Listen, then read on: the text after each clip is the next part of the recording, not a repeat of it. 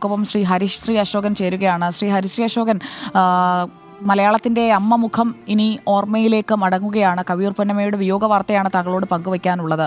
താങ്കളുടെ ഓർമ്മയിൽ പൊന്നമ്മ ചേച്ചി എങ്ങനെയാണ് അടയാളപ്പെടുത്തുന്നത്? ചേച്ചി എന്ന് പറഞ്ഞാൽ എല്ലാവർക്കും അറിയാവുന്നല്ലേ, നമ്മള് കൂടെ അഭിനയിച്ച ഒരു ഭാഗ്യം നമുക്കുണ്ടായിരുന്നു.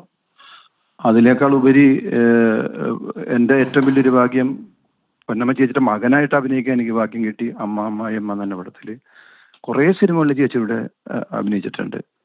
കാരണം ഇതുപോലെ ഒരമ്മ, അതായത് ഇത്രയും നമുക്ക് ഭയങ്കര വിഷമം തോന്നുന്ന ഒരു വോയിസാണ്. ചില സമയത്ത് മോനെ എന്നൊക്കെ വിളിക്കുന്ന കേൾക്കുമ്പോൾ നമ്മൾ ചങ്ക് പിടച്ചു പോകും.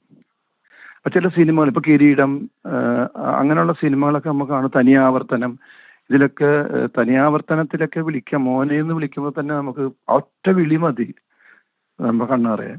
അപ്പോൾ അതൊക്കെ ഒരു ഭയങ്കര നഷ്ടം തന്നെ.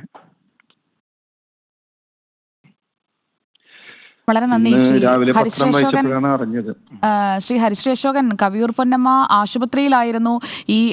തിരിച്ച് ഈ ചികിത്സയിലൂടെ ഭേദമായി വരുമെന്നൊക്കെയാണ് എല്ലാവരും കരുതിയിരുന്നത്. ഒരുപാട് സിനിമകളിൽ ഇപ്പോൾ കഥാപാത്രങ്ങളെക്കുറിച്ചൊക്കെ എല്ലാവരും പറയുകയായിരുന്നു. താങ്കളുടെ ഒപ്പം അഭിനയിച്ച കഥാപാത്രങ്ങൾ, അല്ലെങ്കിൽ താങ്കൾക്ക് അതിനേക്കാളും അപ്പുറം തിരശീലയിൽ കണ്ടപ്പോൾ അമ്മയായി സ്വന്തം മനസ്സിലേക്ക് തോന്നിപ്പോയ കഥാപാത്രങ്ങളും ഉണ്ടാകുമല്ലോ.